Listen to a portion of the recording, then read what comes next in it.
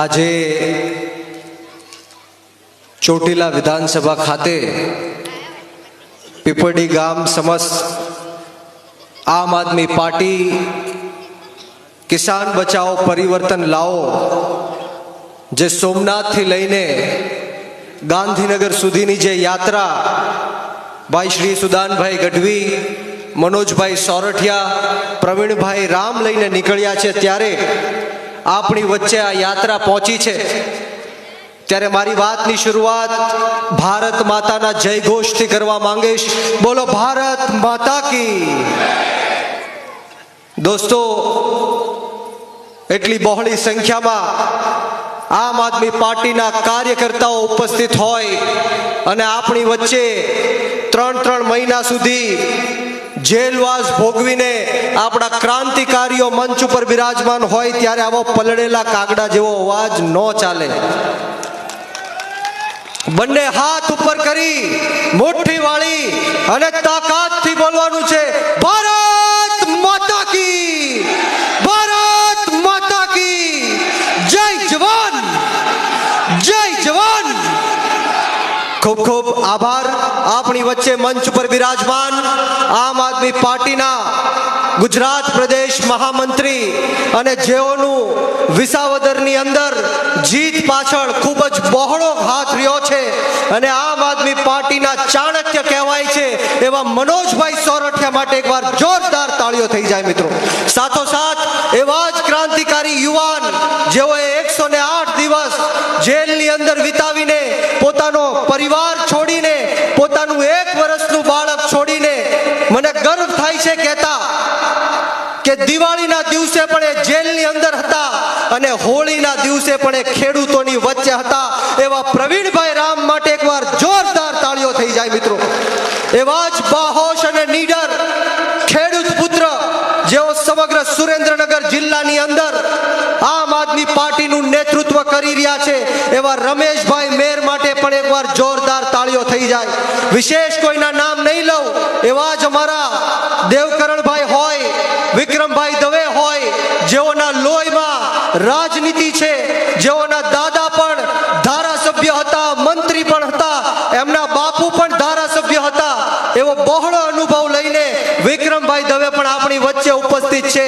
એવા જ ક્રાંતિકારી યુવાન જેઓ આમ આદમી પાર્ટી સુરેન્દ્રનગર જિલ્લાનું નેતૃત્વ કરી રહ્યા છે, એવો જ બાહોશ ચહેરો જેણે સમગ્ર સુરેન્દ્રનગર જિલ્લામાં આમ આદમી પાર્ટીને પહોંચાડવાનું કામ કર્યું છે, એવા મયુરભાઈ સાકરિયા હોય, અમારા બોટાદથી પરસોત્તમભાઈ રાઠોડ હોય, અમારા અજીતભાઈ ખોરાણી સાહેબ હોય, જયંતિભાઈ હોય, ભરતભાઈ હોય, માફ કરશો વિશેષ તમામના નામ નહીં લઈ શકું, અમારા હંસરાજભાઈ હોય.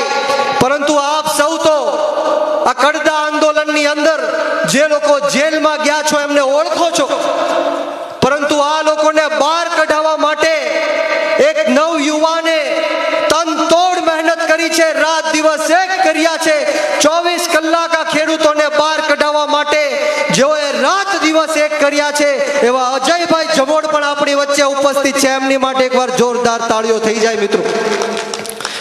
મંચ ઉપર નામી અનામી તમામ મારા મહાનુભાવો અને સાથોસાથ મારી સામે બેઠેલા આજુબાજુના વિસ્તારમાંથી, સુરેન્દ્રનગર જિલ્લામાંથી, ચોટીલામાંથી મારા પિતા તુલ્ય વડીલો, મારી માતૃશક્તિ, મારા ભાઈઓ બહેનો બાળકો અને ખાસ કરીને મારા સાવજો જેવા યુવાનો ઉપસ્થિત છે, ત્યારે હું બ્રિજરાજ સોલંકી આપ સૌનું આ ક્રાંતિની લડાઈમાં તહે દિલથી ખૂબ ખૂબ સ્વાગત કરું છું ને આપનો ખૂબ ખૂબ આભાર વ્યક્ત કરું છું. મિત્રો વિશેષ વાતો નથી કરવી, પરંતુ જ્યારે પ્રવીણભાઈ રામ મારી બાજુમાં હોય, રમેશભાઈ મેર જેવા ક્રાંતિકારીઓ જે ખેડૂતો માટે જેલવાસ ભોગવીને આપણી વચ્ચે ઉપસ્થિત થયા હોય, ત્યારે મને કહેવાનું મન થાય કે વળે નહીં કાંઈ દુનિયામાં કરે ગેંગે કે ફેફેથી, વળે નહીં કાંઈ દુનિયામાં કરે ગેંગે કે ફેફેથી, ઘડીક શણગાર મર્દોનો સજી લ્યો તો મજા આવે, અને મજા કાંઈ કોર આવે દાદ કાયર વેશ મૂકો તો, અને કદમ બે કાળની હામાં ભરી લ્યો તો મજા આવે. આ ક્રાંતિકારીઓએ આ કાળ જેવી ભાજપની સામે 2 કદમ માંડી દીધા, એટલા માટે આ લોકોને જેલવાસ ભોગવવો પડ્યો. પરંતુ આ આમ આદમી આદમી પાર્ટીના કાર્યકર્તાઓ છે, મરદના ફાડિયા છે, આ નમાલી ભારતીય જનતા પાર્ટીથી ડરી જાય એવા ક્રાંતિકારીઓ નથી. આ અરવિંદ કેજરીવાલ સાહેબના સૈનિકો છે. આ ઈશુદાનભાઈ ગઢવી હોય, ગોપાલભાઈ ઇટાલિયા હોય, મનોજભાઈ સોરઠિયાના સૈનિકો છે. આ ભાજપને અહીંથી કહેવા માંગુ છું કે તમારી જેલની દિવાલો આ પ્રવીણ રામને રોકી નહીં શકે. તમારી જેલની દિવાલોના લોખંડના સરિયા આ રમેશ મેરને તોડી નહીં શકે. તમારી પોલીસની ગોળીઓને લાઠીઓથી આમ આદમી પાર્ટીના ક્રાંતિકારી યુવાનો ક્રાંતિ કરતા રોકાઈ નહીં શકે. આ આમ આદમી પાર્ટી આંદોલનની કોખમાંથી જન્મેલી પાર્ટી છે. આ ગરમ તપતી ભઠ્ઠીમાંથી નીકળેલા લોકો છે. અમારી સામે તમે લડીશું, અમે કદાચ હારીશું, ફરીવાર ઊભા થાશું અને તમને છઠ્ઠીનું ધાવણ યાદ દેવડાવી દેશું. આ આમ આદમી પાર્ટી છે. મિત્રો અમે તમારી સામે જ્યારે ઉપસ્થિત થયા છીએ ત્યારે મત માંગવા માટે ઉપસ્થિત નથી થયા. અમે તમારી આત્મા જગાડવા માટે અહીંયા ઉપસ્થિત થયા છીએ. તમને લોકોને જગાડવા માટે, તમને જાગૃત કરવા માટે આવ્યા છીએ. આમ આદમી પાર્ટી યુવાનોની પાર્ટી છે. આમ આદમી પાર્ટી ખેડૂતોની પાર્ટી છે. ત્યારે હું ખેડૂતને કહેવા માંગીશ, મારા વડીલોને કહેવા માંગીશ, મારી માતૃશક્તિને કહેવા માંગીશ કે જ્યારે જ્યારે પણ ચૂંટણીઓ આવે ત્યારે આ ગુજરાતની જનતાને, ગુજરાતના ખેડૂતોને, ગુજરાતના યુવાનોને આ ભ્રષ્ટાચારી ભારતીય જનતા પાર્ટી અને આ દેશના સૌથી ભ્રષ્ટમાં ભ્રષ્ટ વડાપ્રધાન નરેન્દ્ર મોદી આપણને ભ્રમિત કરવા માટે હિન્દુ અને મુસલમાનની વાત લઈને આવે છે કે નથી આવતા? મંદિર અને મસ્જિદની વાત લઈને આવે છે, કબ્રસ્તાન અને સ્મશાનની વાત લઈને આવે છે, પાકિસ્તાન અને બાંગ્લાદેશની વાત લઈને આવે છે. પરંતુ હું જાહેર મંચ ઉપરથી જ્યાં જ્યાં પણ સભાઓ હોય, જ્યાં જ્યાં પણ મીટિંગો હોય ત્યારે 56ની છાતી રાખીને કહું છું કે બ્રિજરાજ સોલંકી આ દેશના વડાપ્રધાન નરેન્દ્ર મોદીને હિન્દુ નથી માનતો, નથી માનતો ને નથી માનતો. આ દેશના વડાપ્રધાન નરેન્દ્ર મોદીને હિન્દુ બ્રિજરાજ સોલંકી ત્યારે માનશે જ્યારે આ દેશની અંદરથી આપણી ગૌ માતાની હત્યાઓ બંધ થશે. મિત્રો, આ દેશની અંદર દરરોજ 50,000 કરતા પણ વધારે આપણી ગૌ માતાની હત્યા કરવાનું કામ થાય છે. અને દુઃખ સાથે કહેવું પડે કે આ પાપી ભ્રષ્ટાચારી ભારતીય જનતા પાર્ટી અને ભ્રષ્ટમાં ભ્રષ્ટ નરેન્દ્ર મોદી એક એલેના નામની કંપની છે જે આપણી ગૌ માતાની હત્યાઓ કરે અને એનું માંસ બીજા દેશોમાં વેચે. એની પાસેથી 550 કરોડ રૂપિયાનું ચૂંટણી ફંડ લેવાનું કામ કર્યું છે. કયો મને આને હિન્દુ કહેવાય કે ન કહેવાય? આને મત અપાય કે ન અપાય?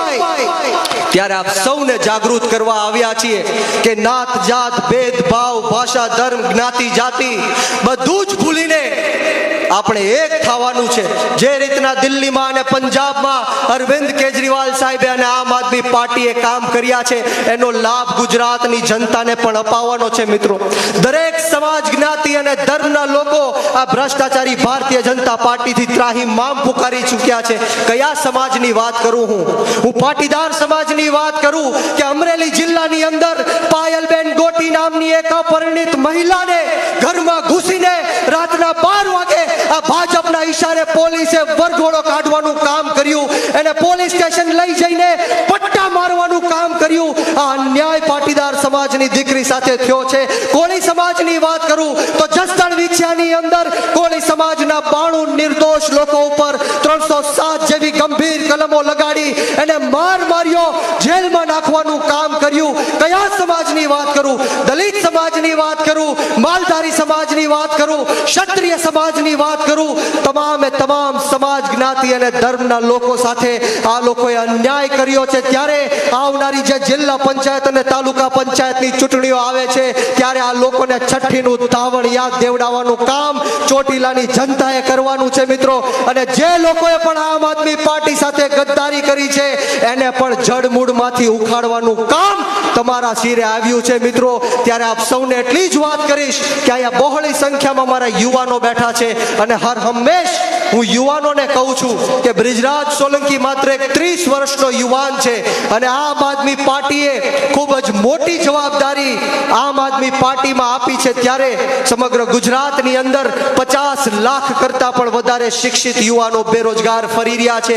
દરેક કલાકે બે યુવાનો આત્મહત્યા કરી રહ્યા છે. ત્યારે યુવાનો, આપણી ગુજરાતની રાજનીતિથી દૂર ન ભાગો. સારા અને સાચા લોકોએ આ ગુજરાતની રાજનીતિ છોડી દીધી, મૂકી દીધી. એટલા માટે ખોટા અને ખરાબ લોકોએ આ ગુજરાતની રાજનીતિ ઉપર કબજો કરી લીધો છે. આ ગુજરાતની રાજનીતિમાં તમારી અને મારી જેવા યુવાનોએ આવવું પડશે, ખેડૂતોએ આવવું પડશે, મહિલાઓએ આવવું પડશે, અને એવા લોકોએ પણ આવવું પડશે જે નાના, દબાયેલા, કચડાયેલા, પછાત, ગરીબ, અશિક્ષિત અને વ્યસનોથી ઘેરાયેલા તમામ સમાજ, જ્ઞાતિ અને ધર્મના લોકોનો અવાજ રોડ રસ્તાથી લઈને વિધાનસભા સુધી પહોંચાડી શકે. યુવાનો, તમે શહીદ આઝમ સરદાર ભગતસિંહને માનવા વાળા લોકો છો, શહીદ સુખદેવ અને રાજગુરુને માનવા વાળા લોકો છો, 18 વર્ષના શહીદ ખુદીરામ બોઝને માનવા વાળા લોકો છો. યુવાનોએ જ્યારે આ દેશની અંદર શહીદી આપી ત્યારે જઈને અંગ્રેજોની ગુલામીમાંથી આપણે મુક્ત થયા છીએ. યુવાનોએ જ્યારે કુરબાની આપી ત્યારે જઈને દેશનું લોકતંત્ર અને સ્વતંત્ર બચ્યું છે. અને આજે જ્યારે આપણું ગુજરાત ખતરામાં છે, ગુજરાતના ખેડૂતો ખતરામાં છે, ગુજરાતના યુવાનો ખતરામાં છે, ત્યારે આપણે સૌએ આમ આદમી પાર્ટીમાં જોડાવવું પડશે. અરવિંદ કેજરીવાલ સાહેબની આંગળી પકડીને આગળ વધવું પડશે. હું હર હંમેશ કહું છું, ઉત્તરથી લઈને દક્ષિણ સુધી, પૂર્વથી લઈને પશ્ચિમ સુધી, જો કોઈની પાસે ભ્રષ્ટાચારની દવા હોય, જો કોઈ ભ્રષ્ટાચારનો કાળ હોય, તો એનું માત્ર એક જ નામ છે, અને નામ અરવિંદ કેજરીવાલ અને આમ આદમી પાર્ટી છે. તમારે મને વચન આપવાનું છે, મને ખાતરી આપવાની છે કે ચોટીલા નહીં પરંતુ સમગ્ર સુરેન્દ્રનગર જિલ્લામાં આમ આદમી પાર્ટીની સીટો આવી જોઈએ. તમામે તમામ વિધાનસભા આમ આદમી પાર્ટી જીતવી જોઈએ. મને ખ્યાલ છે કે આજની આ સભામાં લોકોને નો આવવા દેવા માટે ઘણા બધા તાઇફાઓ કરવામાં આવ્યા, ઘણા બધા પ્રયત્ન કરવામાં આવ્યા, પરંતુ છેલ્લી વાત કહીને મારી વાણીને વિરામ આપીશ. આ જાહેર મંચ ઉપરથી આ ભાજપને હું કહેવા માંગીશ, એના નેતાઓને કહેવા માંગીશ કે તમે ગમે એટલો ન્યાય કરો, અત્યાચાર કરો, ખોટા કેસો કરો, જેલમાં નાખો, પરંતુ અમે ખેડૂતના દીકરા તમારી સામે મોરે મોરો દઈ દેવા માટે તૈયાર છીએ. હું તમને કહેવા માટે આવ્યો છું કે લાગશે વાર પણ આવશે મજા. તમે સૌ આમ આદમી પાર્ટીને સમર્થન આપજો. લડવું છે કે નથી લડવું, જીતવું છે કે નથી જીતવું, તો હું અહીંથી નારો આપીશ કે લડેંગે. તમારે સવે બે હાથ ઉપર કરી તાળી વગાડીને કહેવાનું છે કે જીતેંગે. તૈયાર છો તો બોલો લડેંગે.